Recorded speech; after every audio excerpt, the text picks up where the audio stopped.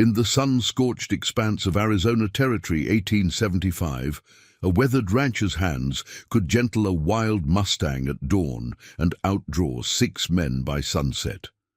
Thomas Drake had buried his gunfighter's reputation alongside too many friends, but when the IGA ruthless Scorpion gang rode onto his land, they mistook his quiet demeanor for weakness. That mistake would be their last. Before we jump back in, tell us where you're tuning in from, and if this story touches you, make sure you're subscribed, because tomorrow I've saved something extra special for you. The late afternoon sun cast long shadows across Thunder Valley. Rancher Thomas Drake guided his horse along the property's eastern fence line.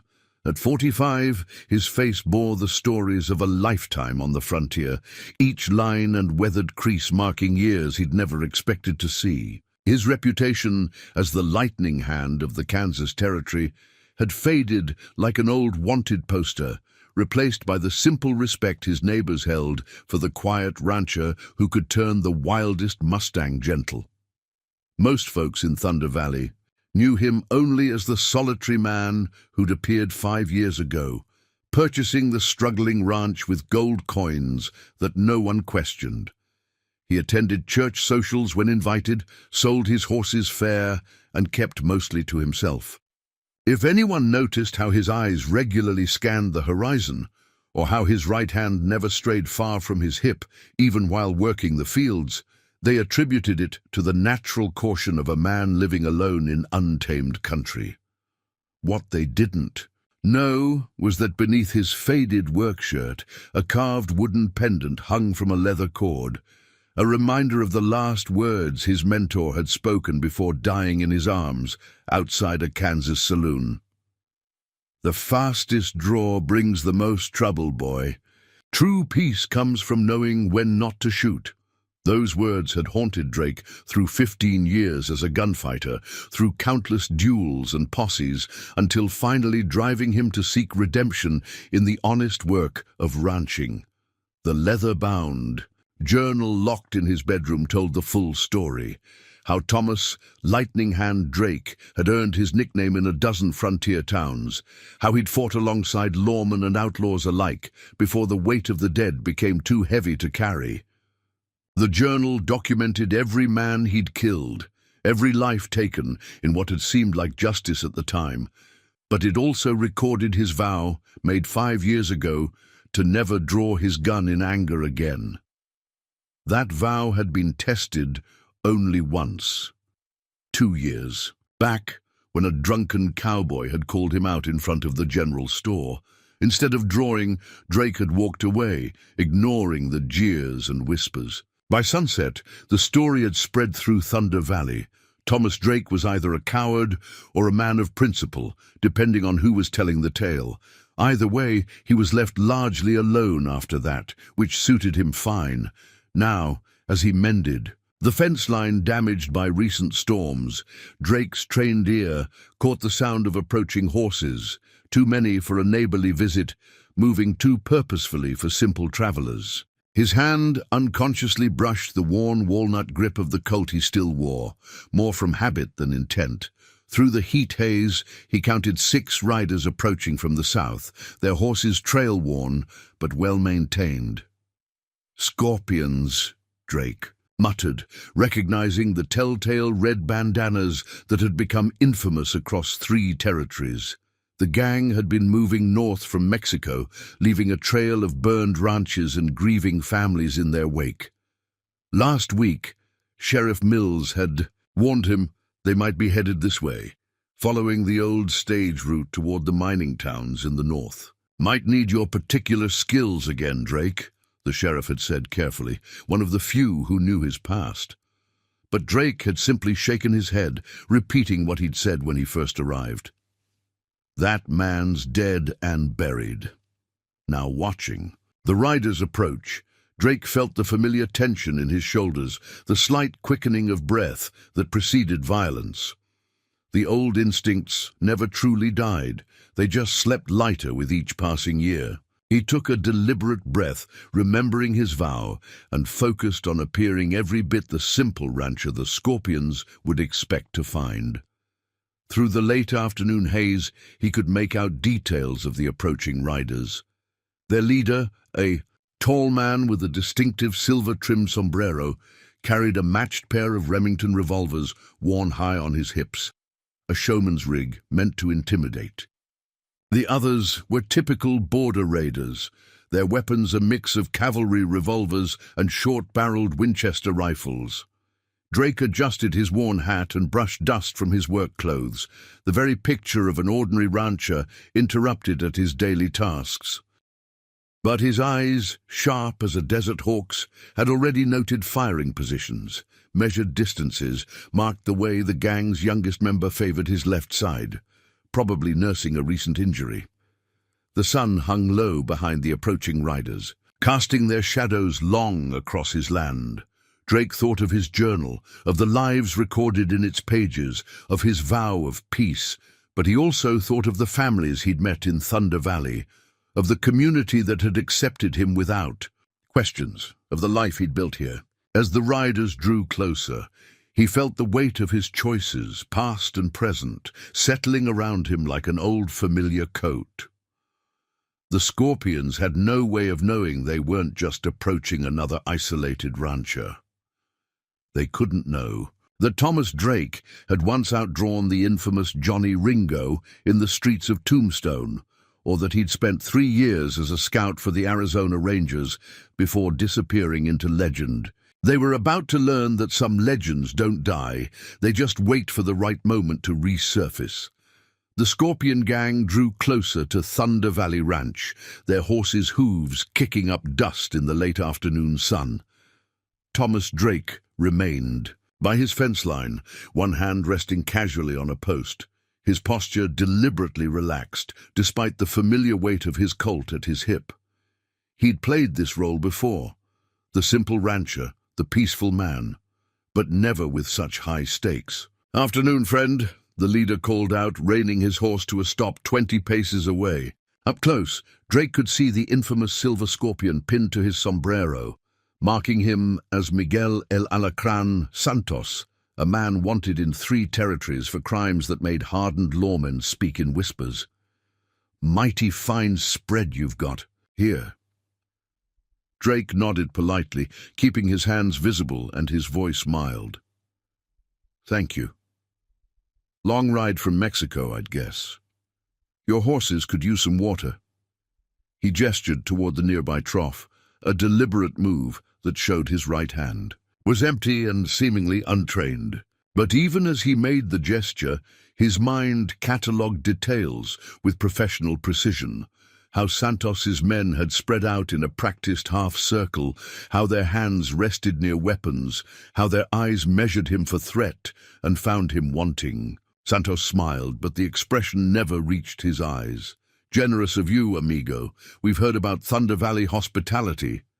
He swung down from his saddle with fluid grace, spurs jingling against the packed earth. "Though some might say you're being too generous with your water, considering the drought." The implied threat hung in the air like gun smoke. Drake had heard about Santos's preferred tactics, how he used drought conditions to pressure ranchers, offering protection in exchange for water rights. Those who refused often found their wells mysteriously poisoned, their livestock dying of thirst. "There's enough water for a few tired horses," Drake replied mildly. "God's grace provides."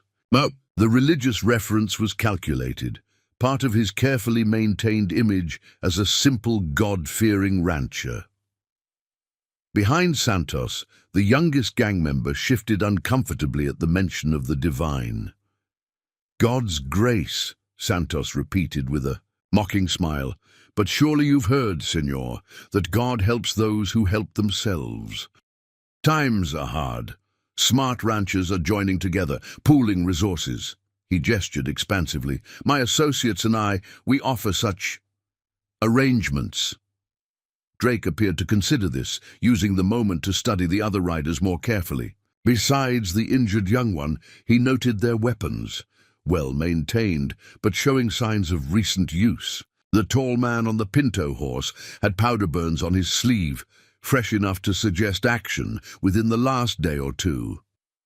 Hadn't heard of any arrangements, Drake said carefully, though I did hear about the Martinez place down south. Terrible. And thing, they're well getting poisoned like that, right after they refused some kind of business proposal, as I understand it. A flash of anger crossed Santos's face before his smile returned, harder now. Accidents happen, friend, especially to those who don't understand the value of cooperation. He took a step closer, hand resting casually near his ornate Remington. I admire a man who works his own land. Reminds me of my father, but my father also taught me that a stubborn man often dies alone. Drake felt the familiar calm settling over him, the preternatural awareness that had kept him alive through countless confrontations. He could feel the weight of his cult, could measure the precise distance to each man, could calculate the angles and timing with the same instinct a mason uses to level stone. But he thought of his vow, of the lives recorded in his journal, of the peace he'd found in this valley. "Your father sounds like a wise man," he said, forcing his hands to remain relaxed. "Mine taught me that good fences make good neighbors. Speaking of which," he turned slightly, gesturing to his unfinished fence work. The movement was natural, but it gave him a better angle on the gang members, particularly the two who had been trying to edge behind him. Santos's laugh was sharp as a rattler's warning. "You misunderstand, Senor. This isn't a negotiation. By sunset, you'll either have agreed to our terms or—" He shrugged expressively. "Well, accidents happen. Ask the Martinez family, if you can find them." The threat was clear, but Drake noticed something else, the way Santos had shifted his stance, the subtle signals between the gang members. They were preparing for violence, expecting either submission or resistance. What they weren't expecting was the careful evaluation in Drake's eyes, the way he'd already mapped out firing lines and calculated trajectories. "Seems to me," Drake said quietly, "that sunset's a ways off yet. Might be time enough for a man to reconsider his path." He wasn't just talking to Santos, and he saw the young gang member flinch slightly, recognizing the deeper meaning in his words. Santos's smile vanished entirely. "You have 1 hour, old man. When we return, I expect a sensible answer. Remember, smart ranchers survive, stubborn ones." He let the threat hang in the air as he remounted, his men following suit. As they rode away, Drake heard him say to his lieutenant, "If he refuses, burn it all. Make an example." Drake watched them go, his hands still carefully relaxed, his posture still that of a simple rancher. But inside, the calculations had already begun. An hour would give him time to move his most valuable horses to the hidden canyon, to retrieve certain items he'd hoped never to need again. Most importantly, it would give him time to remember who he had been before becoming Thomas Drake, rancher of Thunder Valley. As the gang disappeared into the heat haze, Drake touched the wooden pendant beneath his shirt. "Sorry, old friend," he whispered to his long-dead mentor. "Sometimes peace has to be defended." He turned toward his house, his steps measured and unhurried. He had preparations to make, and exactly 1 hour to decide how many of his past sins he was willing to revisit in the name of justice. Preparing and narrating this story took us a lot of time, so if you are enjoying it, subscribe to our channel. It means a lot to us. Now back to the story. The hour passed like a desert wind, hot and swift. Thomas Drake spent it with deliberate purpose, each movement calculated and precise. He'd moved his prized stallions to the hidden canyon, gathered essential supplies, and finally opened the cedar chest he hadn't touched in 5 years.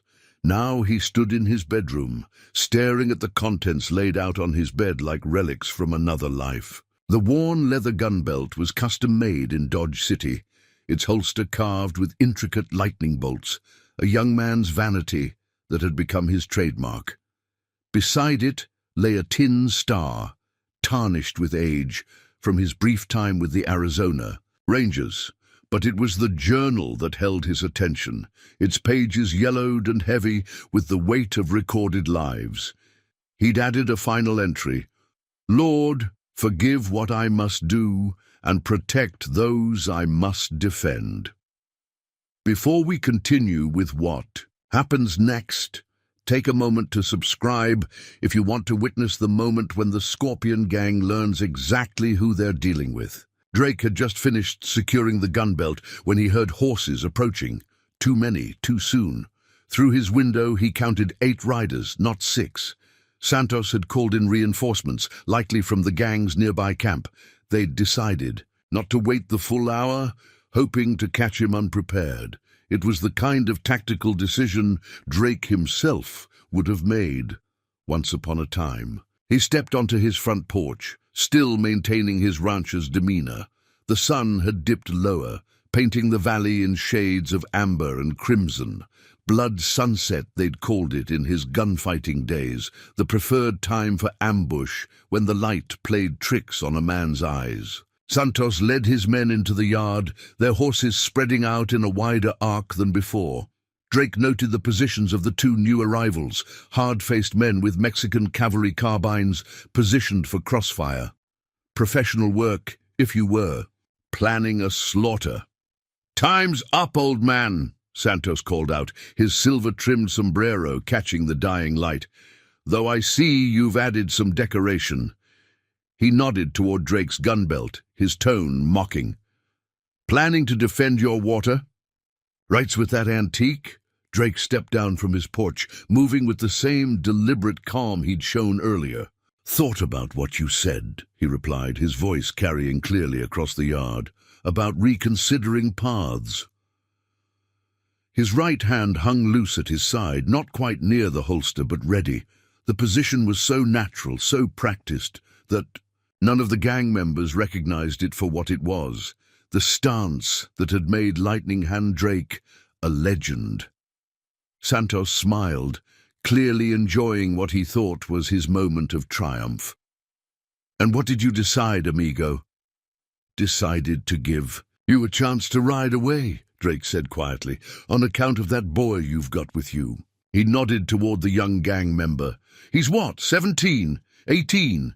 Young to die for another man's greed." The youth shifted uncomfortably in his saddle, but Santos laughed. "Big words from a lonely rancher. I've killed men in 3 territories. My guns have ended dynasties. You think your old revolver frightens me?"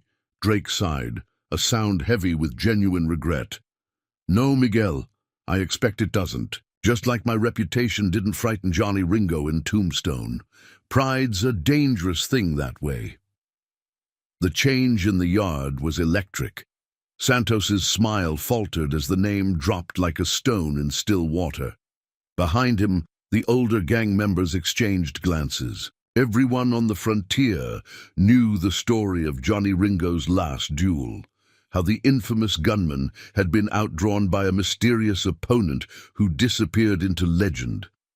"You're lying," Santos said, but his hand had drifted closer to his Remington. Drake shook his head slowly.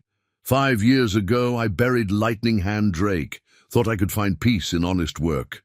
And I did, for a time." His voice remained calm, but something had changed in his stance, a subtle shift that made the senior gang members suddenly wary. "But men like you, Miguel, men who prey on honest folk, who poison wells and burn homes, you make me question that decision." "Lightning Hand Drake is dead," Santos snarled, but sweat had appeared on his forehead despite the cooling air. "He disappeared after the Mason County War. Everyone knows that." "Did I?" Drake asked softly. His right hand still hadn't moved, but the air seemed to crackle with tension. "Way I remember it, I just got tired. Tired of the killing, tired of writing names in my journal. Thought I'd found peace here." His eyes swept the gang members, noting their positions, their nervous adjustments. "But peace, I've learned, sometimes needs defending." The young gang member suddenly spoke up, his voice cracking. El Alacran, if he's really lightning hand. I heard stories about him from my father. They say in the Mason County War he faced down 12 men alone. 14, Drake corrected quietly. Though I've always regretted that day. His eyes locked with the youth's, just like you'll regret what happens here if you don't ride away now. Santos's face contorted with rage. Enough! If you're really lightning hand, Drake, prove it. Or are you just an old man telling tales? That's the problem with reputation, Drake said, his voice taking on a harder edge. Everyone wants proof. In a movement so smooth it seemed almost casual, he reached down with his left hand and picked up a small rock from the yard. See that weather vane on the barn? The one spinning in the evening breeze. Before anyone could respond, Drake's right hand moved. The Colt seemed to materialize in his grip, roaring once. The weather vane's rooster head snapped off cleanly, spinning through the air. But Drake wasn't finished. His left hand flicked the rock upward, and the Colt barked again. The rock exploded into dust exactly where the weather vane's head had been. The display lasted less than 2 seconds. Drake's gun was already back in its holster before the echoes died away. The silence that followed was absolute, broken only by the distant cry of a circling hawk. 2 shots, Drake said into that silence. One to show you who I am, one to show you what's coming if you don't ride out of my valley right now. His voice carried the weight of absolute certainty. Your choice, Miguel. But choose carefully. I've got enough empty pages left in my journal for 8 more names. The evening wind carried the dust of departing horses as Santos and his men retreated from Thunder Valley Ranch. Thomas Drake watched them go, his weathered face betraying. Nothing of the storm raging within. The Colt at his hip felt heavier now, weighted with the memories it had awakened and the consequences yet to come. He knew better than most. A reputation, once resurrected, couldn't easily be reburied. If you're invested in discovering how this confrontation affects the entire territory, make sure you're subscribed, because tomorrow's chapter reveals connections that change everything. Sheriff Mills arrived just as twilight was settling over the valley, his approach announced by the steady drumming of his horse's hooves. Drake had been expecting him. News of gunfire traveled fast in cattle country, especially when it came from a supposedly peaceful ranch. The sheriff's arrival marked the beginning of what Drake had been dreading, explanations. Heard it clear from town, Mills said, dismounting stiffly. The sheriff was pushing 60, his silver mustache and lined face testifying to decades of frontier law enforcement. 2 shots, they said, clean and quick. He studied Drake's face in the gathering darkness. Suppose you want to tell me why Lightning Hand Drake is suddenly back among the living. Drake gestured toward his porch. Better come inside, Jim. This conversation needs whiskey. As they settled into worn chairs, Drake poured 2 measures. From a bottle he'd been saving for an occasion he'd hoped would never come. How long have you known? Mills accepted the glass with a grunt. Since you first rode into Thunder Valley. Was at Mason County, remember? Saw what you did to those rustlers. Man doesn't forget shooting like that. He took a measured sip. Figured you had your reasons for wanting to disappear. Respected that. Still do. But Santos and his scorpions, they're changing things. Territory's getting complicated. Drake nodded slowly, thinking of the patterns he'd observed over recent months. More than just water rights, isn't it? Santos works for someone bigger. The well poisonings, the burned ranches, too organized for simple bandits. Martinez, a family wasn't the first, Mills confirmed grimly. 3 other ranches hit in the past month, all following the same pattern. Offers of protection followed by accidents. But here's what's interesting. Within days of each incident, representatives from the Western Territories Development Company showed up, offering to buy the damaged properties for pennies on the dollar. Drake's eyes narrowed. He'd heard whispers about the development company, rumors of Eastern money and political connections. They're manufacturing a crisis, he said softly. Create the problem, then sell the solution. Smart man. Mills set his glass down with deliberate care. Company's been buying up water rights all through the territory, building an empire piece by piece. Santos and his gang, they're just the muscle. The real power sits in offices in San Francisco and Chicago, men in suits who've never gotten their hands dirty. But now they've got a problem, Drake mused, understanding dawning. A famous gunfighter, supposedly long dead, just emerged in territory they're trying to control. Makes for complicated mathematics. Worse than that, Mills leaned forward, his voice dropping. Governor's nephew sits on the company's board. 2 judges own shares. This goes deeper than just water rights, Thomas. They're trying to own the whole damn territory, piece by piece. Drake stood, moving to his window. The moon had risen, painting Thunder Valley in silver light. Somewhere out there, Santos and his men were riding hard, carrying news that would upset carefully laid plans. You're saying I've stepped into something bigger than just defending my ranch? You always did have a talent for understatement, Mills said dryly. By sunrise, every hired gun between here and Mexico will know. Lightning Hand Drake is alive. Company can't let that stand. Bad for business having a legend opposing their plans. Could just sell the ranch, Drake suggested, though they both knew he wouldn't. Disappear again. Mills shook his head. Too late for that. Company needs to make an example now. Show what happens to those who resist. Even legends. He paused, studying his old friend. Question is, what are you going to do about it? Drake touched the wooden pendant beneath his shirt, thinking of his mentors. Last words. The irony wasn't lost on him. He'd tried to find peace by avoiding violence, only to discover that true peace sometimes required standing against those who would destroy it. Martinez family, he said finally. You know where they went? Hiding in the old mission near Fort Canyon, along with other families who've lost their land, living on charity, afraid to leave the territory but having nothing to stay for. Mills watched, understanding dawn in Drake's eyes. They need more than just charity, Thomas. They need hope. Need to know someone's willing to stand up to the company. Drake closed his eyes, remembering pages in his journal, faces of men he'd killed thinking he was serving justice. But this felt different.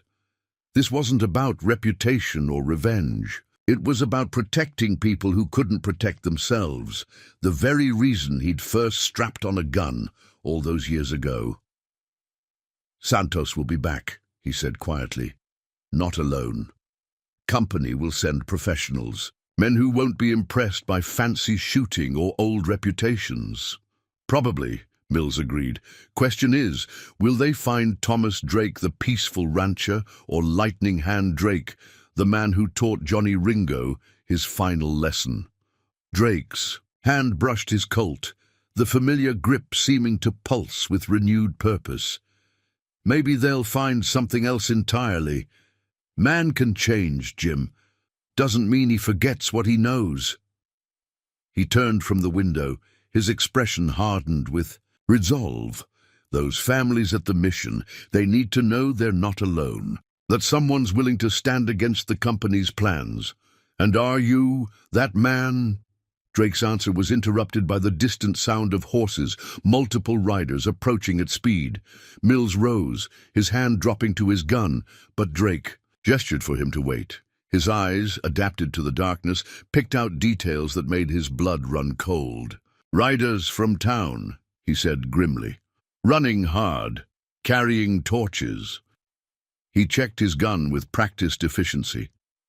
Looks like the company works faster than we thought. Night's about to get interesting, old friend. The peace he'd sought for 5 years was truly shattered now, but in its place, Drake felt something else awakening. Not the old thrill of violence, but the steady resolve of a man who'd found something worth fighting for. Thunder Valley had given him a home when he'd needed one. Now it was time to return the favor. The torchlight approached Thunder Valley Ranch like a serpent of flame winding through the darkness. Thomas Drake and Sheriff Mills watched from the shadowed porch as the riders drew closer, their numbers growing clearer. 15 men, maybe more, led by a figure Drake recognized instantly, Judge Harrison Wells, the territory's most prominent magistrate, and according to Mills, a major shareholder in the Western Territories Development Company. Before we continue with this confrontation that will expose corruption at the highest levels, take a moment to subscribe for tomorrow's revelation that changes everything in Thunder Valley. Interesting choice, sending a judge to do a gunman's work, Drake commented quietly, noting how the riders positioned themselves, too practiced for simple townsmen. Though I suspect some of his companions aren't quite as legitimate as his office. Mills shifted uneasily beside him. Wells has been appointed to oversee all water rights disputes in the territory. Governor's special mandate. Man has more real power than any dozen regular judges. He paused, watching the approaching group. Those aren't just townsmen with him either. I recognize at least 3 professional gun hands from up north. Drake studied the riders through eyes trained by years of survival. The judge's escorts moved with the fluid grace of experienced killers, their horses spaced for quick action. But it was the man riding beside Wells who drew his attention. Tall, lean, wearing a black duster despite the evening heat. The way he carried himself, the careful distance he maintained from others, marked him as someone exceptional. Marcus Harding, Mills supplied, following Drake's gaze. Wells' personal enforcer, used to ride with the Clayton gang before going legitimate. Now he handles the judge's more delicate matters. Drake had heard of Harding, a man who'd built his reputation not on speed or showmanship, but on cold efficiency. The kind of killer who approached murder like a business transaction. His presence transformed this from a simple intimidation attempt into something far more dangerous. Judge Wells reined his horse to a stop at a carefully measured distance, his educated voice carrying clearly through the evening air. Mr. Drake, or should I say, Lightning Hand Drake, your reputation precedes you, though I must say, your recent resurrection is causing quite a stir. Just Drake is fine, Your Honor, Thomas replied evenly. Don't much use that other name anymore. His right hand remained loose at his side, ready but not threatening. Bit late for a social call. Wells smiled, the expression not reaching. His eyes. This is a legal matter, I'm afraid. Earlier today, you engaged in armed intimidation against legitimate businessmen. Mr. Santos and his associates have filed a formal complaint.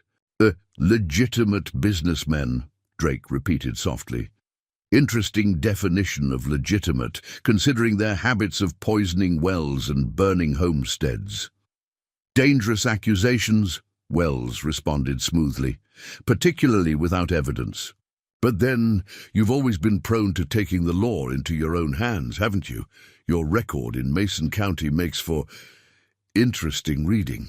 Drake felt the weight of his past pressing down, but kept his voice steady. Man's past follows him, Judge, but so do other things. Like land deeds, water rights, and paper trails showing who profits from others' misfortune. Something flickered in Wells' expression, surprise, quickly masked. Behind him, Harding shifted slightly, his duster falling open to reveal a well-worn Remington. The movement wasn't a threat, not exactly, but its meaning was clear. I'm offering you a chance, Drake, Wells said, his tone reasonable but edged with steel. The development company is progress, the future. Fighting it is like trying to hold back the tide. Sell your water rights, take a fair price, and leave the territory. Consider it a professional courtesy, one legend to another. Another? Drake raised an eyebrow. Wells smiled again, colder now. Before I was a judge, I had quite a reputation. In Kentucky. Different name, of course, different times. But I understand men like you. Men who've built their lives on reputation and skill. It's why I'm here personally, offering terms instead of simply sending Harding to resolve the situation. The implications hung in the air like gun smoke. Drake studied the judge with new understanding, seeing now the way he sat his horse, the subtle signs of old habits masked by years of respectability. A gunfighter turned judge, using the law to build a different kind of empire. And if I refuse, then unfortunately I'll be forced to issue a warrant for your arrest. Attempted murder based on Mr. Santos's testimony. Quite legal, I assure you. Of course, given your history, my men would be justified in using whatever force necessary to bring you in. Wells gestured to the armed men surrounding him. I doubt you'd survive the attempt. Interesting choice of words, Your Honor, Drake replied, his voice taking on a harder edge. Man in your position should know. Attempting murder and succeeding at it are very different things. Might want to ask Mr. Santos about the difference, or better yet, ask Johnny Ringo, if you can find his grave. Harding's hand dropped closer to his gun, but Wells raised a restraining hand. Careful, Drake. Threats against a territorial judge are serious matters. Even legends can hang. Not making threats, Judge, just speaking truth, like the truth about the Martinez family, driven from their land by your legitimate businessmen. Or the truth about those company ledgers Sheriff Mills here has been collecting. The ones showing exactly who profits from each burned ranch and poisoned well. Wells' mask slipped for just a moment, his eyes darting to Mills. The sheriff stood quietly, his hand resting near his own gun, his presence suddenly more significant. The judge's next words came slower, more measured. Dangerous game you're playing, Drake. Company directors don't take kindly to interference. They have connections you can't imagine. Governors, senators, men who can reshape territories with the stroke of a pen. Maybe, Drake acknowledged, but those men are far away, dealing in papers and profits. Out here tonight, it's just men with guns, making choices they'll have to live with, or die with. His eyes swept the armed riders. Question is, Your Honor, how many of your men are willing to die for company profits? The tension crackled like heat lightning before a storm. In the darkness, Drake could feel every man measuring distances, calculating odds, weighing loyalty against survival. The next few moments would determine whether Thunder Valley would see peace or blood, and possibly change the future of the entire territory. The standoff at Thunder Valley Ranch balanced on a knife's edge when a new sound cut through the tension, horses approaching fast from the east. Drake recognized the distinctive rhythm of cavalry mounts even before the riders emerged from the darkness. A dozen men in Union Army blue thundered into view, led by a figure that made Judge Wells' confident expression falter for the first time. Before we reveal the identity of these new arrivals and how they change everything, make sure you're subscribed, because tomorrow's chapter exposes a betrayal no one saw coming. Captain Michael Sterling of the 7th Cavalry reined his horse alongside the judge's group, his presence transforming the dynamic of the confrontation. Drake studied the officer carefully, young for his rank, with intelligence burning in his eyes and a bearing that spoke of both breeding and battlefield experience. But it was the paper he held that drew everyone's attention. Judge Wells, Sterling announced, his voice carrying the authority of federal power. I have here orders from General Sherman himself, authorizing an immediate investigation into water rights disputes throughout the territory. He passed the document to Wells, who read it with growing consternation. The Army takes a dim view of private companies interfering with water access in regions crucial to military operations. Wells recovered quickly, his lawyer's mind already seeking angles. Captain, this is a local matter, a simple property dispute that falls under territorial jurisdiction. Your presence here, while appreciated, is unnecessary. Is that so?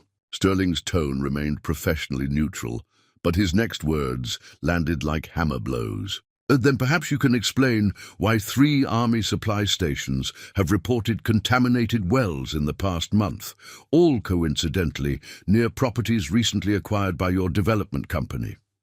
Drake watched the interplay with growing interest, noting how Harding and his gunmen had subtly repositioned themselves. The arrival of federal troops had changed the equation, but experienced killers knew that uniforms didn't make men bulletproof. The night's violence had been delayed, not prevented. A troubling coincidence, Wells agreed smoothly. One I assure you the company will investigate fully. However, our immediate concern is this man. He gestured toward Drake, a known gunfighter with a history of violence, making threats against legitimate business operations. Sterling turned to study Drake, and something passed between them, a recognition that went beyond the current situation. "Thomas Drake," the captain said quietly. "Been a long time since Petersburg." The memory hit Drake like a physical blow. A muddy battlefield in Virginia, a young lieutenant with a broken leg trapped in no man's land, and a civilian scout who'd braved Confederate fire to drag him to safety. "You've grown up, Lieutenant Sterling," he replied, deliberately using the old rank. "That's right, Judge," Mills broke in, his voice carrying new confidence. "Your known gunfighter spent 2 years as a civilian scout for the Union Army. His commendation for valor, signed by General Grant himself, hangs in the territorial archives." The sheriff's satisfaction was evident. "Might make those arrest warrants a bit harder to justify." Wells' mask slipped further, showing the calculation beneath. But before he could respond, another interruption shattered the night's complex web of tensions. A rider approached from the direction of town, pushing his horse hard. Drake recognized young Billy Thompson, the telegraph operator's son. "Sheriff! Judge!" Billy called out, reining in sharply. "Wire just came through from Silver Creek. Santos and his gang, they hit the mission at Fort Canyon. The refugees," the boy's voice cracked. "They're holding them hostage. Say they'll start killing families if Drake doesn't surrender by midnight." The news hit like a thunderbolt. Drake felt the weight of every life in the mission, men, women, and children who'd already lost everything to the company's schemes. In the shocked silence, he heard Wells' soft chuckle. "Well, well," the judge said, his cultured voice now openly mocking. "It seems our situation has changed yet again. What will it be, Drake? Your freedom or the lives of innocent families? Even with Army support, you can't reach Fort Canyon before midnight. Santos may be crude, but he's efficient when properly motivated." "You didn't," Sterling said, disgusted realization dawning. "Even for your company, threatening civilians." "Then I—" Wells spread his hands in exaggerated innocence. "I've been here the entire time, Captain." "If some unfortunate citizens have fallen victim to bandits, that's precisely why we need stronger corporate oversight of the territory. The development company can provide the stability these tragic times demand." Drake's mind raced through possibilities, each path seemingly ending in either surrender or bloodshed. The mission was 2 hours' hard ride away. Wells was right. Even pushing their horses to foundering, they couldn't reach it before Santos's deadline. The judge had orchestrated this perfectly, using Drake's own reputation for protecting the innocent against him. But something wasn't right. Drake's years of experience, both as scout and gunfighter, nagged at him. The timing was too perfect, the trap too neat. Wells might be clever, but this level of coordination suggested something else, or someone else was involved. "Interesting thing about reputations," Drake said slowly, his eyes fixed on Harding. "A man gets known for certain habits, like Santos, always attacking at sunrise, or me, never backing down from a fight." He paused meaningfully. "Or you, Mr. Harding, always working alone, never with partners who might complicate your contracts." The enforcer's expression didn't change, but something flickered in his eyes. Drake pressed on, following his instinct. Must be interesting, suddenly having Santos as a partner. Man with your reputation, sharing credit with a Mexican bandit, almost like someone else is calling the shots, someone who knows how to manipulate men's pride. The tension in the night air shifted subtly as various players absorbed the implications. Sterling's hand dropped casually to his saber, while his groups adjusted their positions with practiced efficiency. Even Wells' confident smile wavered slightly as he glanced at his enforcer. The game had changed again, but now Drake saw the board more clearly. The question was, who else would recognize the truth before midnight turned Thunder Valley into a battlefield? The tension in Thunder Valley crystallized like frost on a winter morning as Drake's words hung in the air. Marcus Harding's expression remained unchanged, but his silence spoke volumes. Judge Wells shifted uncomfortably in his saddle, his earlier confidence cracking like thin ice under too much weight.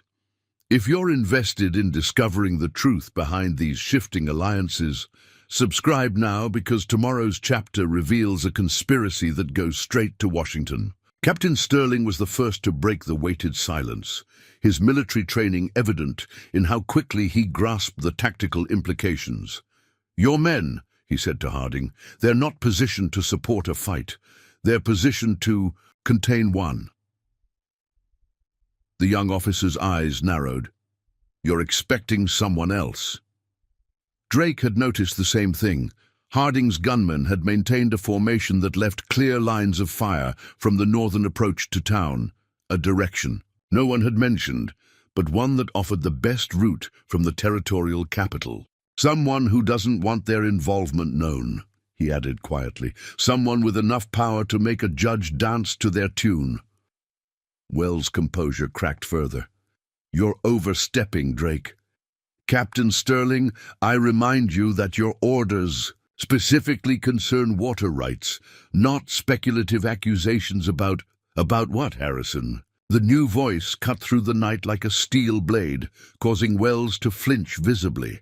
A lone rider emerged from the shadows of the northern trail, his expensive eastern suit incongruous in the frontier setting. About how far up this particular conspiracy goes? Drake studied the newcomer with professional interest.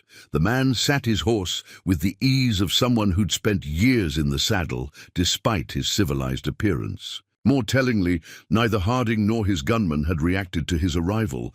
They'd been expecting him. Senator Morrison, Wells managed, his voice strained. I didn't expect you to involve yourself personally in such a local matter. Clearly, Morrison's tone carried decades of political authority, which is why you've managed to turn a simple land acquisition into a potential federal investigation. Threatening Army water supplies, Harrison? I thought I made it clear this operation required subtlety. Sterling's men had automatically shifted to cover the new arrival, but Drake noticed how the senator seemed unconcerned by the military presence. A man that, comfortable with armed confrontation, had experience beyond political chambers. James Morrison, Sheriff Mills murmured to Drake. Territorial senator, chairman of the Western Affairs Committee and... He paused significantly. Former owner of the largest cattle empire in Kansas, before a series of mysterious accidents forced him to sell out to Eastern interests. Drake connected the pieces with growing clarity. Accidents that stopped as soon as the sales were complete, like the ones happening here. He studied Morrison with new understanding. You're not just working for the development company, you own it. Morrison turned to regard Drake with genuine interest. Thomas Drake, lightning hand himself. Your reputation in Kansas was quite something before you disappeared. Tell me, did you ever wonder why so many powerful men seem to have grievances with small ranchers like yourself? Why so many hired guns suddenly appeared in the territory? The implications hit Drake like physical blows. Those Kansas range wars hadn't been random conflicts. They'd been orchestrated, designed to force small ranchers to sell out. Just like what was happening now in Thunder Valley. "You're consolidating the entire frontier," Sterling said, professional neutrality warring with disgust in his voice. "Using hired guns and corrupt officials to force sales, then leveraging political connections to prevent investigation." "Progress requires sacrifice, Captain," Morrison replied calmly. "The frontier's anarchic phase is ending. The future belongs to organized interests properly managed. Men like Drake here, clinging to outdated notions of individual rights, are simply swimming against the tide of history." "And the families at the mission," Drake asked quietly, "are they just sacrifices to your tide of history?" Something dangerous flickered in Morrison's eyes. "There are no families in danger at Fort Canyon, Mr. Drake. That particular deception was necessary to gauge certain loyalties." His gaze shifted meaningfully to Wells, who seemed to shrink in his saddle. "Santos and his men are currently enjoying the hospitality of a cavalry patrol, thanks to an anonymous tip about their activities." The senator's casual revelation of the fake hostage situation transformed the night's dynamic yet again. Wells had been tested and found wanting. Harding's men were here not to fight, but to ensure the judge didn't become a liability. The entire confrontation had been theater, directed by Morrison to identify who could be trusted with his larger plans. "Impressive," Drake acknowledged, genuine respect coloring his tone. "You've spent years building this, haven't you? Each piece positioned carefully, each player selected for their particular talents." He paused, letting his next words land with deliberate weight. "Makes a man wonder why you'd risk exposing it all by coming here personally." Morrison smiled, a genuine expression that transformed his polished exterior. "Because, Mr. Drake, men like us understand certain truths. Power isn't just about money or political influence. Sometimes it requires direct negotiation." He dismounted smoothly, his movements betraying years of frontier experience beneath the senatorial facade. "I propose we discuss terms, man to man. No pretense, no proxies." The night seemed to hold its breath. Sterling's cavalry and Harding's gunmen maintained their positions, but the focus had narrowed to the space between Drake and Morrison. Two men, shaped by the same frontier, now representing opposing visions of its future. "Terms," Drake repeated thoughtfully, buying time to evaluate this new development. Morrison wasn't just some Eastern speculator. He was a frontiersman who'd learned to use Eastern power rather than reject it. That made him far more dangerous than Wells or Santos could ever be. The question was, what game was the senator really playing? And more importantly, how many lives would be caught in the crossfire before it ended? Thunder Valley held its breath as Senator Morrison and Thomas Drake measured each other in the deepening night. The torchlight cast dancing shadows across the ranch yard, where cavalry troops and hired gunmen maintained their uneasy positions. Sheriff Mills and Captain Sterling watched intently as two men, each shaped by the frontier but walking very different paths, prepared to negotiate the valley's future. Before we reveal the shocking truth behind Morrison's real intentions, make sure you're subscribed, because tomorrow's chapter exposes a secret that changes everything about Thunder Valley's past. "Your reputation in Kansas was remarkable," Morrison began, his cultured voice carrying easily through the night air. 12 men at Medicine Creek, if I recall correctly. Single-handed defense of the Morrison family ranch. He smiled slightly at Drake's sharp look. "Yes, that Morrison ranch. My younger brother's property before he sold it. You saved his family, though I doubt he ever told you who orchestrated the attack." Drake's hand drifted closer to his gun. "You ordered an attack on your own brother's ranch." "I created an opportunity," Morrison corrected smoothly. Thomas saved my brother's family, established his reputation as a defender of the weak, and my brother sold his property for a fair price rather than face further dangers. Everyone benefited. Everyone except the men who died, Drake said quietly. Morrison waved dismissively. Hired guns, men who chose their path, just as you chose yours, just as I chose mine. He gestured expansively at the surrounding valley. Look around you, Drake. The frontier's changing. The age of individual ranchers, of lone gunmen standing against the tide, it's ending. The future belongs to organization, to progress, to men who understand how to harness power rather than fight it. And the families you're forcing out? The wells you're poisoning? That's your vision of progress? Necessary transitions, Morrison replied. You've read history, Drake. Every great advancement requires displacement. The weak make way for the strong. It's the natural order. Captain Sterling stepped forward, his military bearing rigid with suppressed anger. Those necessary transitions are interfering with army operations, Senator. Water rights in this territory aren't just about ranching. They're about national security. Morrison turned to regard the young officer with something like paternal impatience. My dear Captain, why do you think I arranged your presence here tonight? The Army needs reliable water sources. The development company can provide them, properly managed, properly priced. Everyone benefits. Everyone except those who can't pay your prices, Sheriff Mills interjected. Progress has costs, Morrison said, but I'm not unreasonable. In fact, I'm prepared to make an offer that benefits everyone here. He focused on Drake again.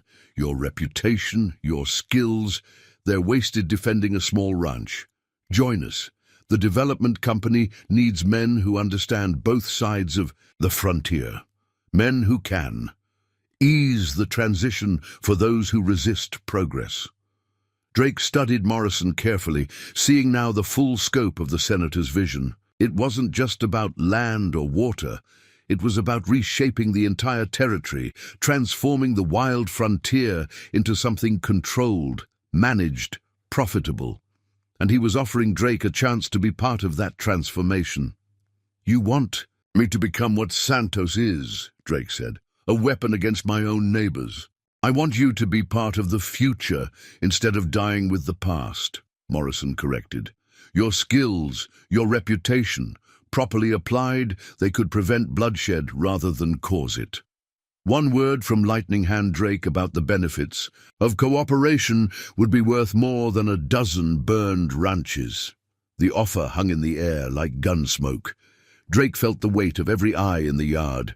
Sterling's cavalry troops, Harding's gunmen, even Judge Wells, still sitting his horse, with increasingly visible discomfort, each waiting to see which way the balance would tip. And if I refuse? Morrison's smile never wavered. Then, unfortunately, tomorrow's newspapers will carry tragic news. How the notorious gunfighter Lightning Hand Drake, recently discovered hiding in Thunder Valley, resisted arrest for his Kansas crimes. How, in the ensuing battle, several respected citizens were killed, including, sadly, Sheriff Mills and Captain Sterling. A regrettable incident that will surely convince territorial authorities to accept the development company's offer of private security services. The threat was delivered with the same smooth courtesy as the offer, but its implications crackled through the night like lightning. Morrison wasn't just threatening Drake. He was prepared to eliminate everyone who might stand against his plans, using this night's confrontation as cover. Drake's voice, when he finally spoke, carried the weight of every life his gun had ever taken. You've forgotten something, Senator, something about reputations. His right hand still hadn't moved toward his gun, but suddenly everyone in the yard was acutely aware of its position. Mine wasn't built on speed alone. It was built on choosing the right moment to act. As if his words had been a signal, sounds erupted from the darkness beyond the torchlight. Horses moving, men taking positions. Morrison's composed expression cracked for the first time as shadows resolved into forms, dozens of riders emerging from prepared positions around the ranch yard. "You see, Senator," Drake continued quietly, "a man learns things as a scout, like how to predict where enemies will approach from, how to position allies out of sight, and most importantly, how to recognize when he's being tested." He nodded toward the new arrivals. "Remember those families from Fort Canyon? The ones you said weren't really in danger. They're not at the mission anymore. They're here, along with every other rancher you've tried to force out. All of them ready to testify about your company's methods." The night's balance of power shifted like sand in a desert wind. Morrison's careful plans, his years of manipulation, suddenly faced a force he hadn't accounted for. The very people he'd dismissed as irrelevant to progress, united and prepared to fight back. The torch lit. Confrontation at Thunder Valley Ranch had transformed into something Senator Morrison's careful planning hadn't anticipated. As displaced ranchers continued to emerge from the darkness, their numbers growing with each passing moment, Drake maintained his position on the porch, watching the senator's composed facade begin to crack. Before we reveal how Drake orchestrated this masterful countermove, take a moment to subscribe, because tomorrow's chapter shows exactly how deep this conspiracy goes. "Impressive coordination," Morrison acknowledged, his political instincts rallying. "Though I wonder if you've considered the full implications of this theatrical display." He gestured toward the gathered ranchers. "These people have no legal standing. Their properties were sold, their rights transferred through proper channels." "Proper channels!" a new voice rang out. Sarah Martinez stepped into the torchlight, her face bearing the dignity of generations of ranchers. "Is that what you call forcing sales through poisoned wells and burned homes?" She held up a leather-bound ledger. "Or perhaps you mean the channels documented in this book, the one your man Santos was so careful to protect." Drake watched Morrison's reaction carefully. The senator's composed expression slipped for just a moment, revealing something darker. Beneath, the ledger clearly meant something beyond the usual business records.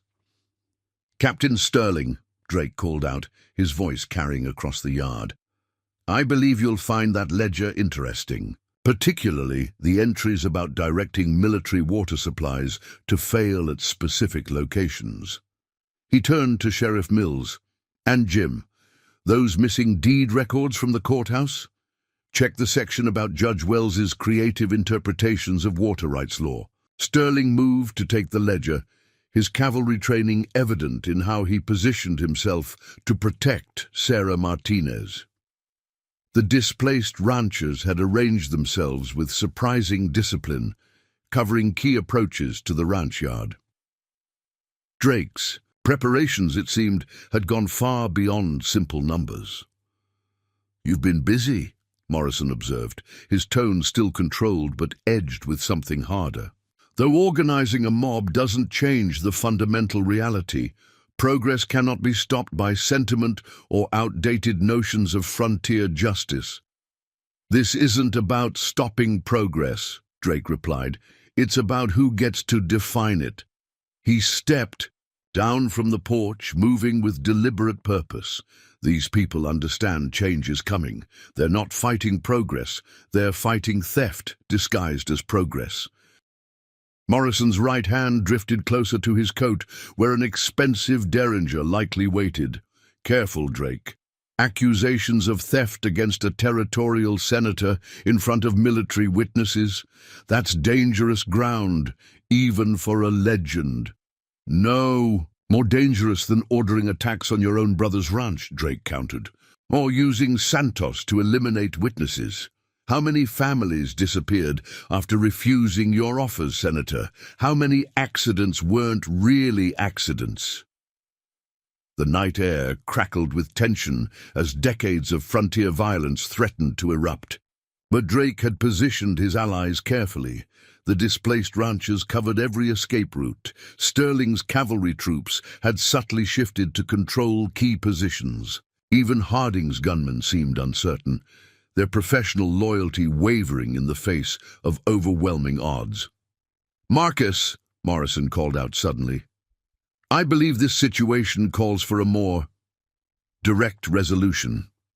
Harding stepped forward, his black duster catching the torchlight, but instead of moving to support Morrison, he reached into his coat and withdrew a folded paper. "Actually, Senator, I believe this situation calls for honesty." He handed the document to Captain Sterling. "My full statement about the development company's operations, including the orders for certain accidents to befall uncooperative parties." Morrison's composed mask shattered completely. "You dare betray me? After everything I've—" "A man's reputation is all he has," Harding interrupted quietly. "That's what Drake taught me in Kansas before I took this job, before I understood what it really meant." He turned to face the senator fully. "I'm a killer, Senator. I've never pretended otherwise, but I'm not a murderer of women and children. There's a difference." Drake watched the interplay with careful attention, noting how the various forces in the yard were realigning themselves. Morrison's carefully constructed web of power was unraveling, strand by strand, but that made him more dangerous, not less. "Think carefully, Marcus," Morrison said, his voice dropping to a dangerous whisper, "about your own reputation, about certain incidents in your past that could resurface." "Already documented them all," Harding replied calmly. "Part of my statement, full confession, including every job you ordered. Figure if I'm burning bridges, might as well burn them completely." The strategic balance had shifted decisively, but Drake knew from long experience that powerful men were most dangerous when cornered. Morrison had spent decades building his empire through careful manipulation and hidden violence. Now, with everything exposed, what would stop him from embracing open violence? "Senator," Drake said into the tense silence, "there's still a way. This ends without bloodshed. Your choice." He kept his right hand loose at his side, ready but not threatening. "But whatever you decide, Thunder Valley stops being your private kingdom tonight." Senator Morrison's response to the shifting tide came with explosive suddenness. His derringer appeared in his hand as if by magic, but Drake had been waiting for precisely this moment. The senator's first shot cracked through the night air just as Drake launched himself sideways, drawing and firing in a single fluid motion that made his old nickname seem understated. Before we continue this intense confrontation, make sure you're subscribed to see how this battle changes Thunder Valley forever. Morrison's bullet carved splinters from the porch post where Drake had been standing, but Drake's return shot had been precisely calculated. The senator's derringer flew from his hand, accompanied by a cry of pain and surprise. Before anyone else could react, Drake had covered the distance between them, his Colt now trained steadily on Morrison's chest. "Poor choice, Senator," Drake said quietly. "A derringer's a politician's weapon, good for boardrooms and back alleys, but out here?" He gestured with his free hand at the gathered witnesses. "Out here, we deal in broader daylight." The night erupted into controlled chaos. Sterling's cavalry troops moved with military precision to secure Morrison's remaining loyalists. Judge Wells, sensing the change in political winds, practically fell from his horse in his haste to surrender. But it was Harding's men who proved most interesting. They simply stepped back, holstering their weapons with professional detachment. "Your men seem to have their own opinions about progress," Drake observed to Morrison, whose aristocratic composure had finally crumbled completely. "Hired guns," Morrison spat, clutching his injured hand. "No loyalty except to money." "Actually," Harding interjected smoothly, "it's about professional respect.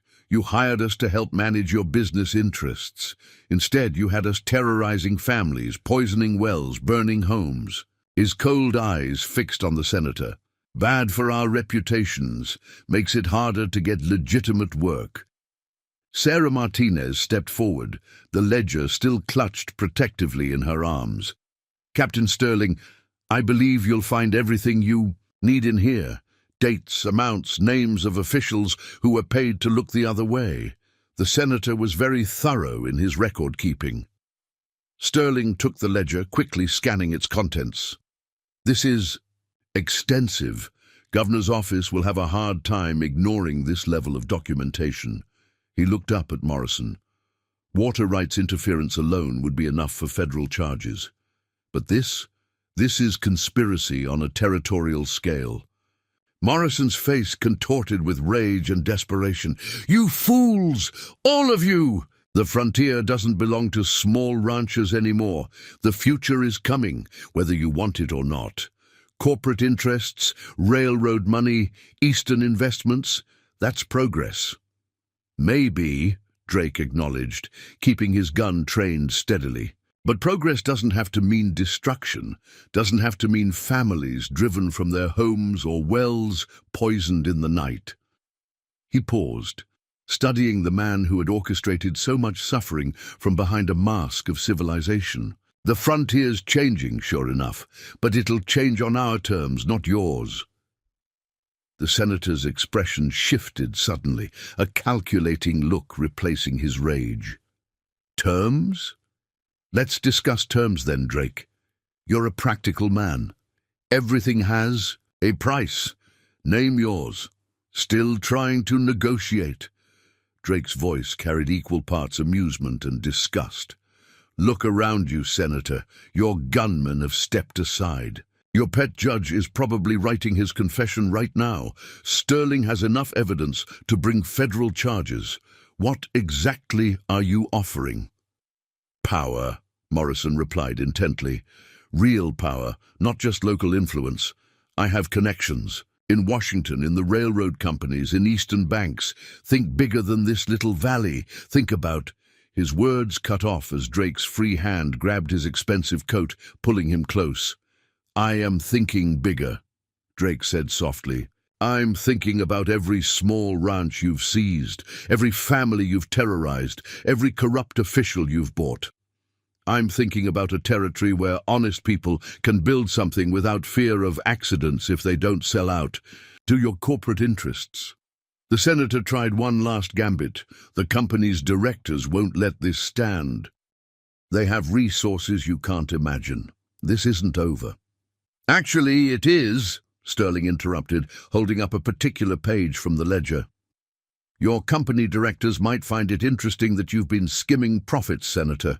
Significant amounts, redirected to private accounts. They seem like practical men.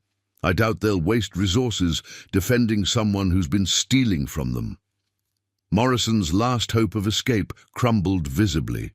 Around the yard, the gathered ranchers watched with a mixture of satisfaction and solemnity as the man who had terrorized the territory was reduced to what he truly was, just another corrupt official whose schemes had finally caught up with him.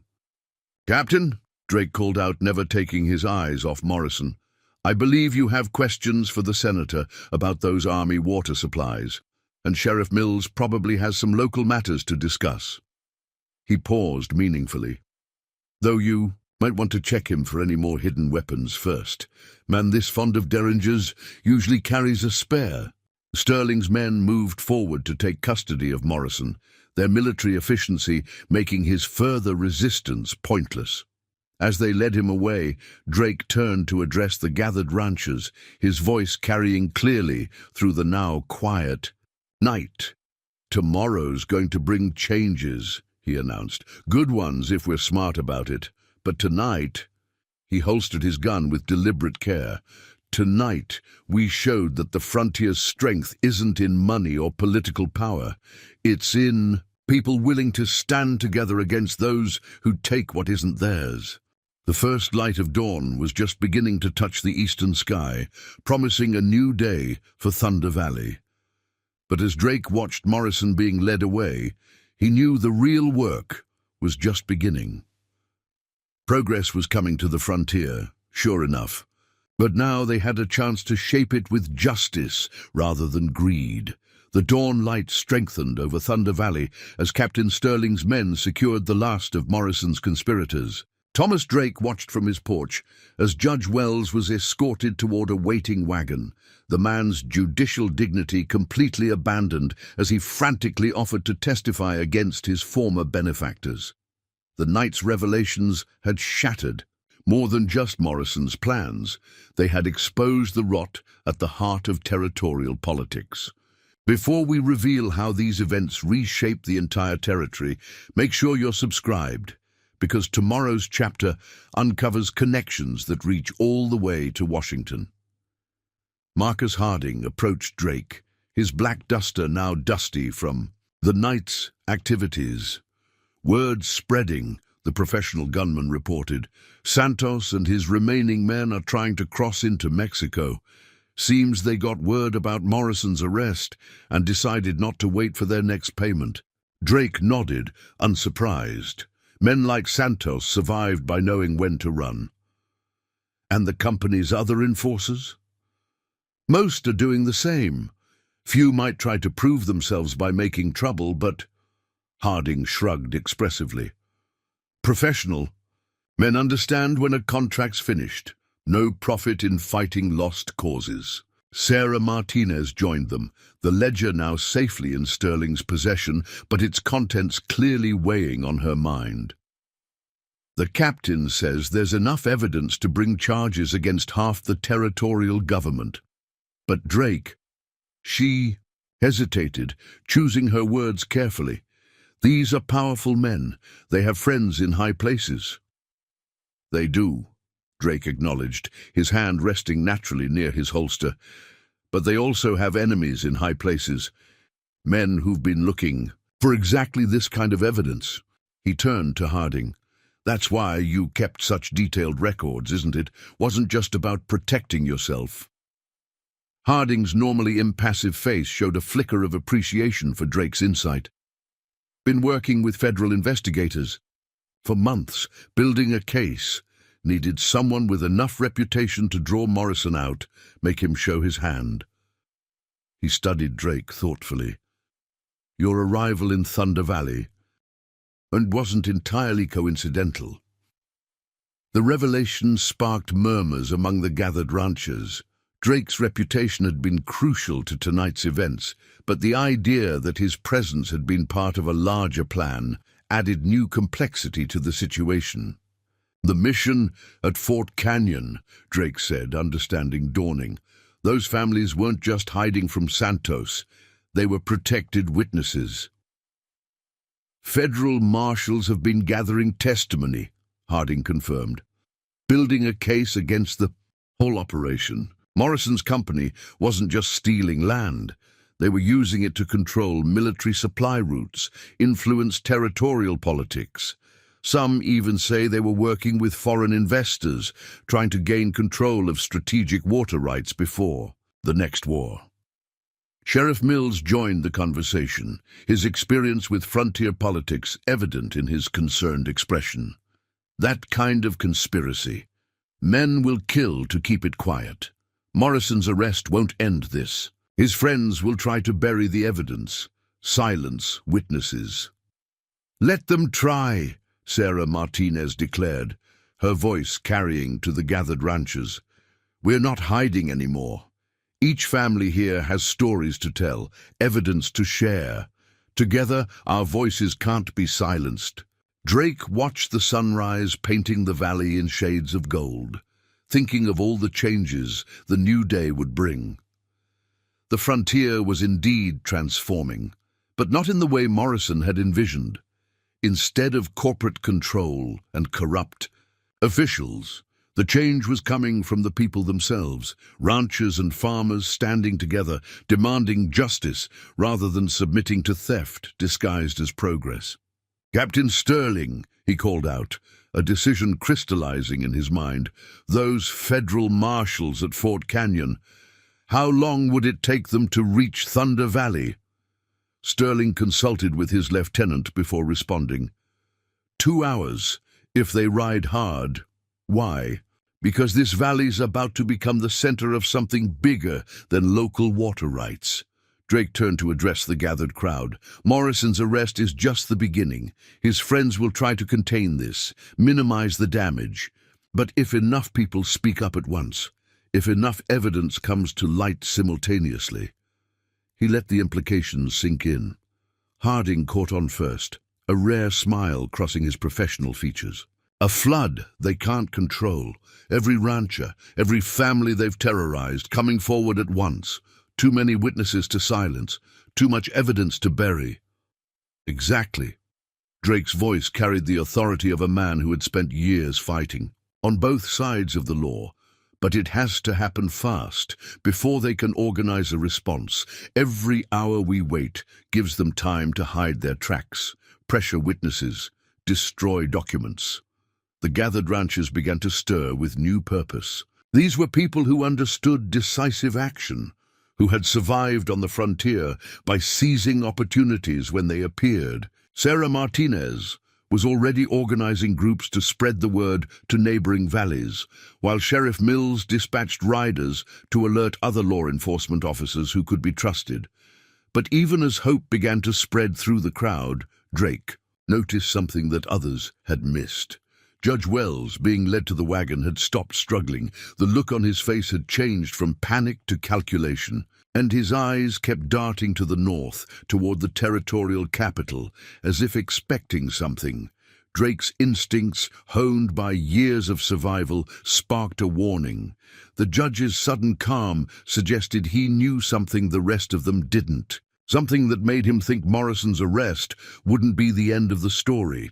"Captain," Drake called out quietly to Sterling, "double the guard on Morrison and Wells, and send scouts toward the capital.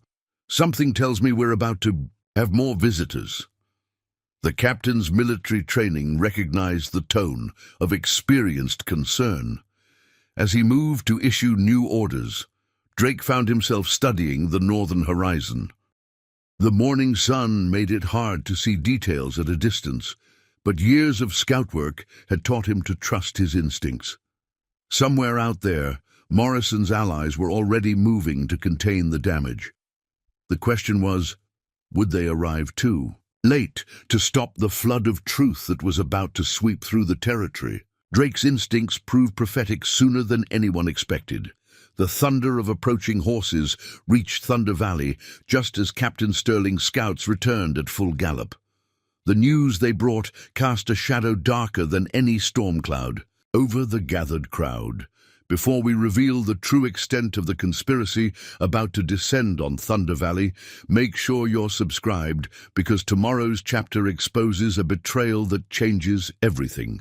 "Territorial militia," the lead scout reported, his voice tight with urgency. "Full company strength led by General Howard himself, moving fast with support wagons and mounted artillery." He paused, adding the detail that made Drake's blood run cold. "And they're flying the governor's standard." Judge Wells' sudden composure now made perfect sense. The territorial militia wasn't just a military force. It was the governor's personal army, used to enforce his will when regular law enforcement proved insufficient. Their appearance now, with such overwhelming force, sent a clear message about how high this conspiracy truly reached. "How long?" Drake asked, already calculating possibilities. 20 minutes? Maybe less. They're pushing hard." Captain Sterling stepped forward, military training warring with moral certainty. "This is federal jurisdiction now. The governor has no authority to interfere with—" "The governor," interrupted a new voice, smooth with educated authority, "has every authority to maintain order in his territory." Edward Lawrence, the territorial attorney general, rode into view, flanked by two deputies. His unexpected appearance transformed an already tense situation into something far more complex, especially when faced with an armed insurgency threatening legitimate business interests. Drake studied Lawrence carefully. The Attorney General's reputation for political maneuvering was well known, but his presence here, ahead of the militia, suggested this was more than simple power politics. "Interesting definition of insurgency," Drake replied evenly. Most would call it citizens defending their legal rights. Lawrence dismounted with practiced grace, his expensive boots raising small clouds of dust. Citizens. He produced an official-looking document. According to territorial records, most of these people have no legal standing. They sold their properties, surrendered their water rights. Their presence here, interfering with development company operations, constitutes criminal trespass at best, armed insurrection at worst.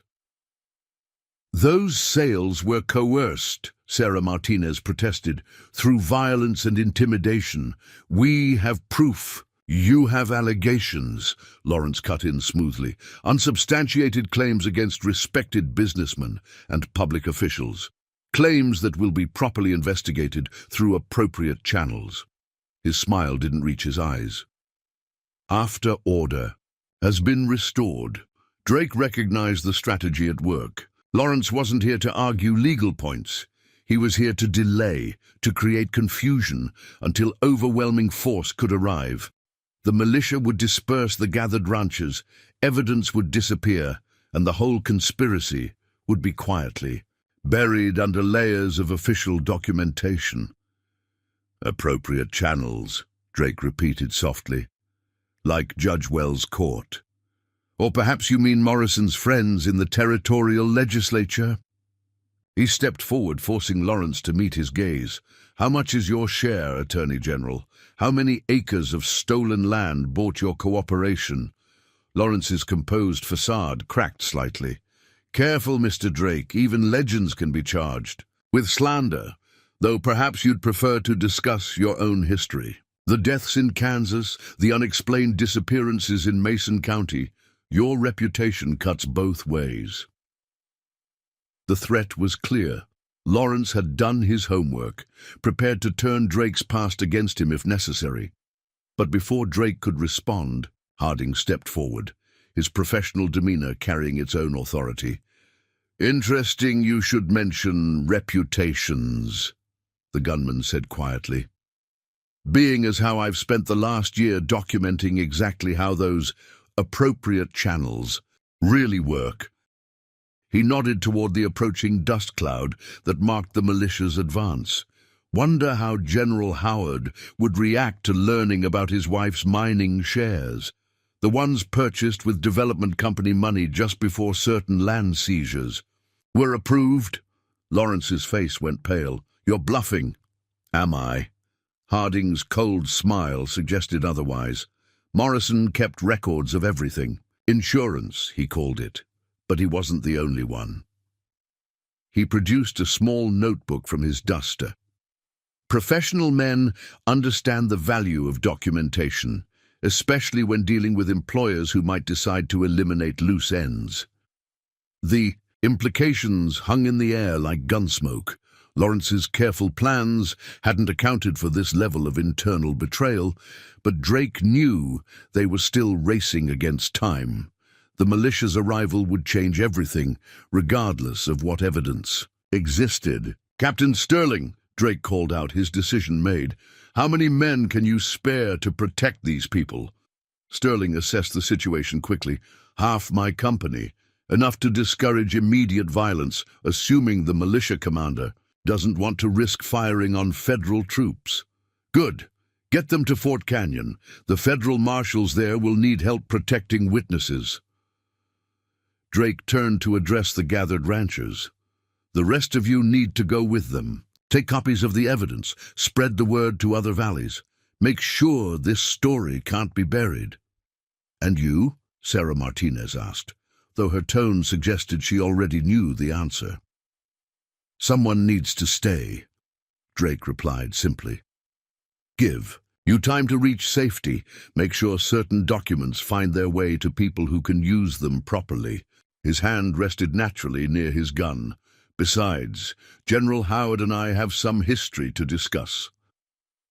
The sound of approaching militia grew louder, accompanied now by the distinctive rumble of wheeled artillery. Lawrence's expression shifted from concern to triumph as he realized Drake's intention. "You're sacrificing yourself for nothing," the Attorney General declared. "One man, even a legend, can't stand against the entire territorial government." "Maybe not," Drake acknowledged. "But I can make sure the truth stays alive long enough to matter." He turned to Harding. "Unless you're planning to risk your professional reputation by helping an outlaw." The gunman studied him for a long moment before responding. "Way I see it, reputation's about choosing the right side, even if it's not the winning side." He moved to stand beside Drake, his decision made. "Besides, someone needs to document whatever happens next, for the record." Thunder Valley trembled with the approach of the territorial militia as Drake watched the last of the ranchers depart with Sterling's escorts. Only a small group remained: Drake himself, Harding with his documented evidence, Sheriff Mills, who had refused to abandon his jurisdiction, and a handful of determined locals who understood what was truly at stake. The morning sun cast long shadows across the ranch yard, where Attorney General Lawrence waited with poorly concealed impatience for his reinforcements to arrive. Before we reveal Drake's masterful strategy, make sure you're subscribed, because tomorrow's chapter shows how one man's plan changes the entire territory forever. "General Howard won't negotiate," Lawrence announced, his confidence growing with each passing moment. "He understands the bigger picture. The territory's future can't be held hostage by outdated notions of frontier justice." Drake's response was to reach slowly into his vest, withdrawing a folded document that made Lawrence's eyes widen with recognition. "Interesting choice of words," Drake said quietly, "especially considering this telegram from the governor's office ordering certain problematic elements to be eliminated before federal investigators could arrive." The Attorney General's composed facade cracked further. "Where did you get that?" "Morrison wasn't the only one keeping insurance," Harding answered, his professional demeanor unchanged. "Man in my position learns to prepare for betrayal, especially from employers who send telegrams about eliminating witnesses." The distant thunder of approaching cavalry grew louder, but Drake maintained his calm focus. Years of experience had taught him that true victory often depended on the moments before. Violence erupted when decisions could still shape what followed. "You're both dead men," Lawrence snarled, his cultured veneer finally crumbling. "The militia will secure this valley, the evidence will disappear, and 2 more outlaws will be added to the territory's criminal history." "Maybe," Drake acknowledged. "But history's a funny thing, depends on who lives to tell it." He turned to Sheriff Mills. "Jim, how many newspaper offices in the territory?" 7, Mills replied, understanding dawning in his eyes. "Plus 3 across the state line, out of the governor's reach." Drake nodded, then addressed Harding. "And how many copies of your documentation are already on their way to those offices?" "Enough," the gunman confirmed. "Sent riders out last night, while Morrison was still convinced he had the upper hand. By noon, every editor within 3 days' ride will have copies of everything: the ledgers, the telegrams, the witness statements, all properly witnessed and notarized." Lawrence's face went pale. "You're bluffing. You couldn't have arranged all that so quickly." "Actually," Drake said quietly, "this has been arranged for months. Why do you think I came to Thunder Valley in the first place?" He gestured around at the ranch that had been his home. This location, the water rights disputes, Morrison's pressure, it was all chosen carefully.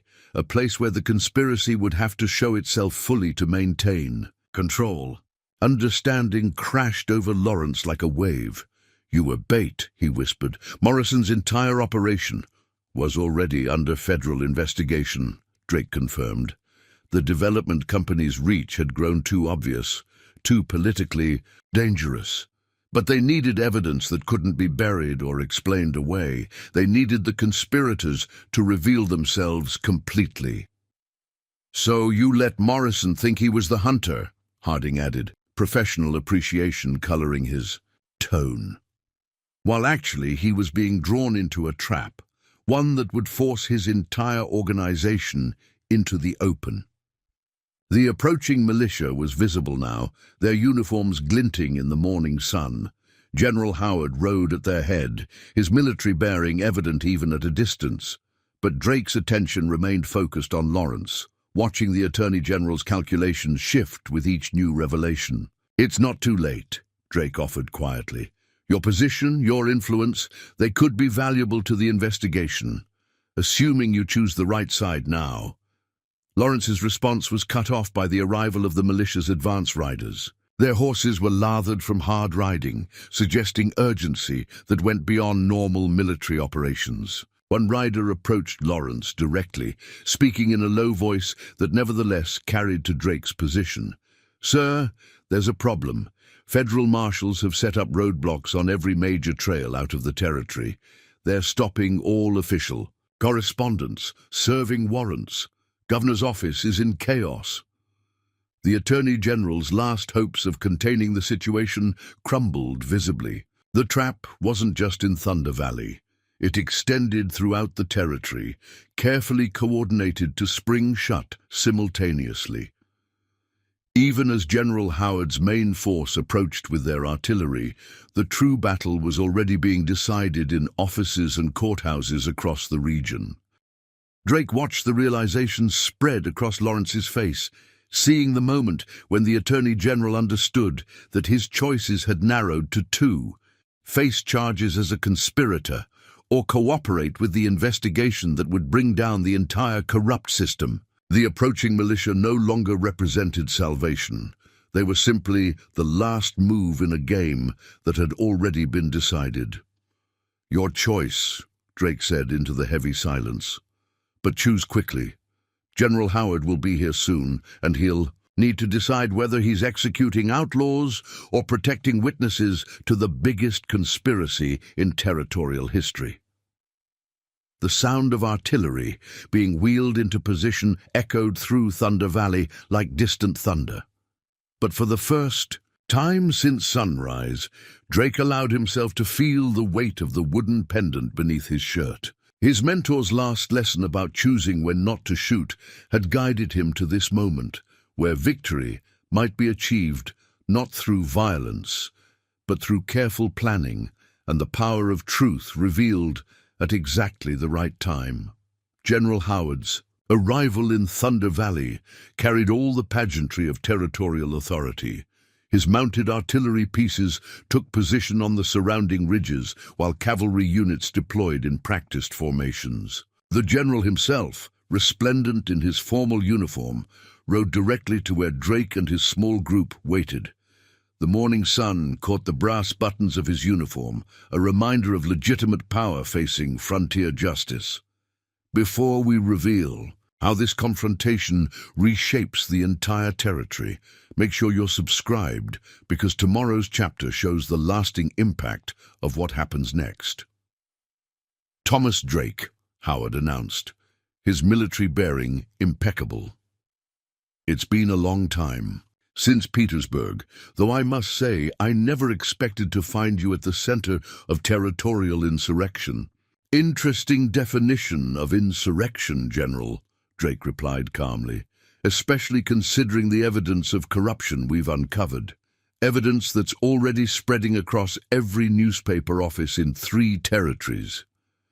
Howard's expression remained neutral, but his eyes flickered briefly to Attorney General Lawrence, who stood pale and uncertain between the opposing forces. "I have my orders, Drake. The governor's authority in these matters is absolute. Whatever evidence you claim to have..." "He's telling the truth," Lawrence interrupted, his decision finally made. "The development company, Morrison, the water rights conspiracy, it's all documented. Federal investigators have been building a case for months." The Attorney General stepped forward, his legal training asserting itself. "General, before you take any action, you need to understand your position. This isn't just about territorial authority anymore."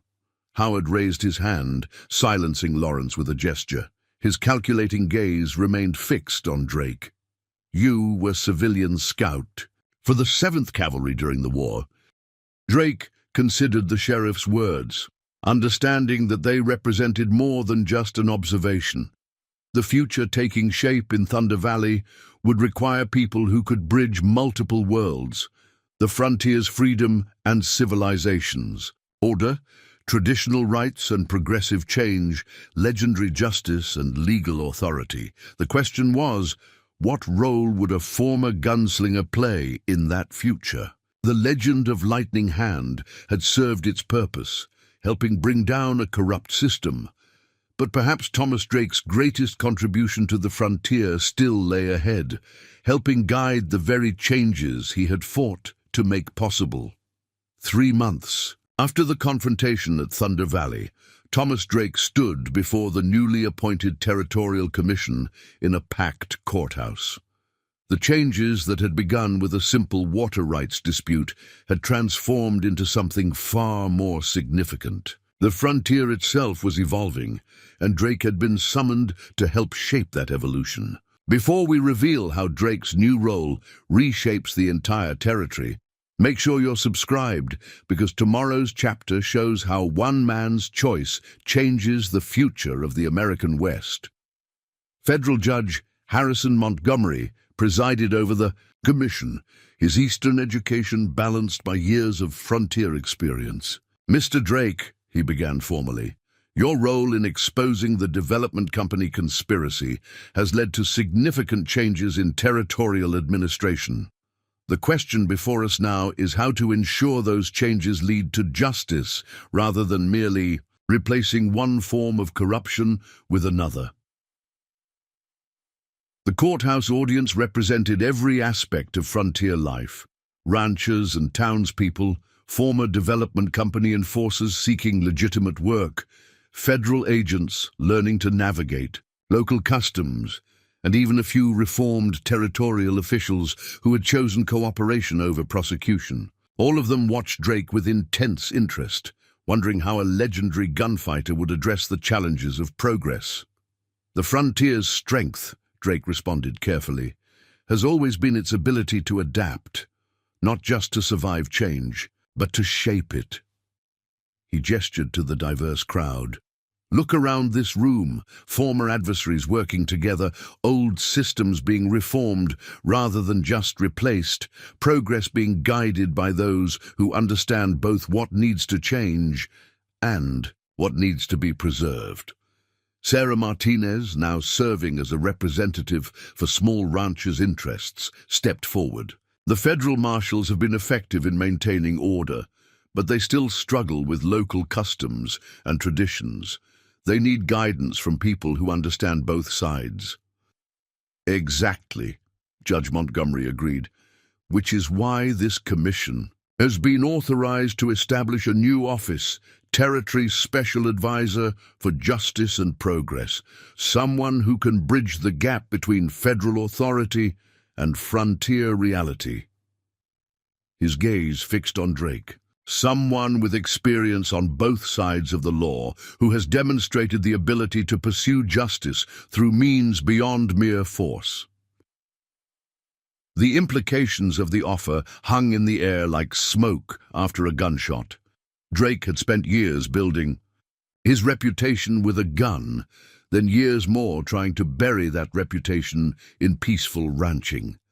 Now he was being offered a chance to transform that complex legacy into something entirely new. Marcus Harding, who had traded his role as a hired gun for a position training federal marshals in frontier operations, spoke up. "The territory's changing faster than anyone expected. Railroad companies are already submitting new proposals for water access, mining operations are expanding, and Eastern investors are watching carefully. We need someone who can ensure progress doesn't come at the cost of justice." "It's more than just law enforcement," Sheriff Mills added. "It's about understanding how to help the frontier grow without losing what makes it unique, how to bring civilization without destroying freedom."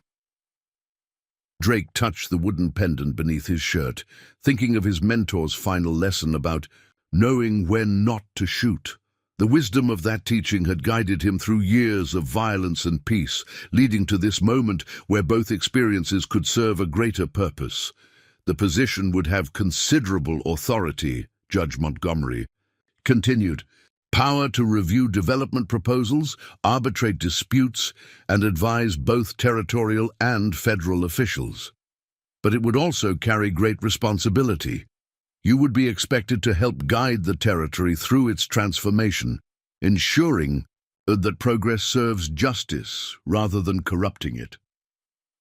The courthouse fell silent as Drake considered the offer. Through the windows he could see Thunder Valley spread out below, its landscape dotted with signs of both change and continuity. New construction rose alongside traditional ranches. Federal marshals patrolled beside local lawmen, and the future seemed to be finding a balance with the past. When I first came to Thunder Valley, Drake said finally, I was looking for peace, trying to bury a violent reputation beneath a rancher's quiet life. What I found instead was a different kind of fight, one that needed more than just a fast gun to win.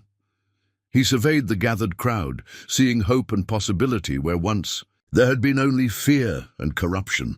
The frontier doesn't need more legends. It needs people willing to stand between the old ways and the new, helping both sides find common ground. Judge Montgomery nodded approvingly. And are you willing to be such a person, Mr. Drake? To trade your gun for a more challenging weapon, the authority to help shape the territory's future? The question carried the weight of history in transition. Drake's answer would not just determine his own future, but would help set the course for how the frontier would face its inevitable transformation. The legend of Lightning Hand might be fading, but perhaps Thomas Drake's greatest contribution to justice was just beginning. 1 year after Thomas Drake accepted the position of Territory Special Advisor, Thunder Valley had become a symbol of how the frontier could embrace progress without sacrificing justice. The changes that had begun with one rancher's stand against corruption had spread across the territories, reshaping the very nature of how civilization advanced into the West. Before we reveal how Drake's influence reaches beyond the territories, make sure you're subscribed, because tomorrow's final chapter shows the lasting impact of one man's choice to stand for justice. The morning sun painted the valley in familiar gold as Drake rode the boundaries of what had once been his private ranch, now transformed into the Territory Justice Administration headquarters. Sarah Martinez rode beside him, her position as Chief of Water Rights reflecting the new balance between traditional authority and federal oversight. The railroad's latest proposal arrived yesterday, she reported, consulting a leather portfolio. Their engineers have finally learned to plan routes that respect existing water rights. Amazing what a fair review process can accomplish. Drake nodded, noting how the valley had grown without losing its essential character. New construction rose alongside traditional ranches, but now it followed regulations designed to protect both progress and preservation. And the mining companies? Following the new guidelines. Marcus Harding's training program for their security forces is showing results. Professional men operating within the law, not just hired guns enforcing corporate will. The mention of Harding brought a thoughtful smile to Drake's face. The former gunman had found his own path to redemption, turning his professional experience toward teaching others how to maintain order without resorting to violence. His Academy for Territorial Peace Officers had become a model for the entire frontier. Speaking of law enforcement, Sarah continued, Sheriff Mills's expansion of the deputy program is spreading to other territories. Even the federal marshals are adopting his methods of combining local knowledge with official authority. They crested a hill overlooking the town that had grown up around the territorial offices. The streets bustled with activity, merchants and ranchers conducting legitimate business, Eastern investors meeting with local representatives, federal agents working alongside territorial peace officers. The chaos and corruption of the Morrison era seemed like a distant memory. "Governor's office sent another inquiry," Sarah mentioned carefully. "They're considering expanding your advisory role to cover all Western territories. Seems other regions are facing similar growing pains." Drake touched the wooden pendant that still hung beneath his shirt, its lessons about choosing the right moment as relevant now as they had been in his gunfighting days. "The frontier's changing everywhere," he acknowledged. "Each territory needs to find its own balance, but the principles we've established here can help guide them." Their conversation was interrupted by the approach of a rider, young Billy Thompson, now serving as a deputy under Mills's expanded program. "Mr. Drake," he called out, reining up beside them. "Telegraph from Washington. Senator Morrison's trial has concluded." The news brought a moment of reflection. Morrison's prosecution had exposed corruption reaching into the highest levels of government, leading to reforms that went far beyond territorial administration. The man who had once controlled an empire of corruption would spend his remaining years in federal prison, while the systems he had corrupted were rebuilt on foundations of true justice. "And Judge Wells?" Drake asked, though he already knew the answer. "Sentenced to 15 years, Billy reported. His testimony helped convict Morrison, but the judge said no amount of cooperation could fully excuse his role in the conspiracy. The justice system was working as it should, holding the powerful accountable while recognizing the value of cooperation in exposing deeper corruption. It was another sign of how the frontier was maturing, finding ways to balance justice with progress. "There's more," Billy added. "Eastern newspapers are picking up the story, not just Morrison's conviction, but the changes implemented here. They're calling Thunder Valley a model for how the West can develop without losing its soul." Drake surveyed the valley that had become so much more than just his home. The legend of Lightning Hand had faded into history, replaced by something more valuable. A legacy of showing how justice could guide progress, how the frontier's strength could be preserved even as civilization advanced. "Mr. Drake," Sarah said quietly, "when you first came to Thunder Valley, you were trying to bury your past. Instead, you found a way to use it to build a better future. That's a different kind of legacy than the one Lightning Hand might have left." The morning breeze carried the sounds of the growing town. Hammers and saws from new construction, horses and wagons on busy streets, the distant whistle of a train approaching the recently completed station. But it also carried the scent of sage and open range, a reminder that progress didn't have to mean destroying what came before. "The frontier's greatest strength," Drake reflected, "has always been its ability to learn from the past while building toward the future. Maybe that's the real lesson of Thunder Valley, that true progress comes from understanding both what needs to change and what needs to be preserved." As they rode back toward town, Drake thought about all the changes yet to come. The West would continue to transform, facing new challenges and opportunities. But now it had something it hadn't possessed before, a model for how that transformation could be guided by justice rather than controlled by corruption. The legend of Lightning Hand Drake had indeed faded, but Thomas Drake's influence would continue to shape the frontier's future, helping others find the balance between progress and preservation, between law and justice, between the old ways and the new. That perhaps was the greatest legacy any man could hope to leave. Up next, you've got 2 more standout stories right on your screen. If this one hit the mark, you won't want to pass these up. Just click and check them out. And don't forget to subscribe and turn on the notification bell so you don't miss any upload from us.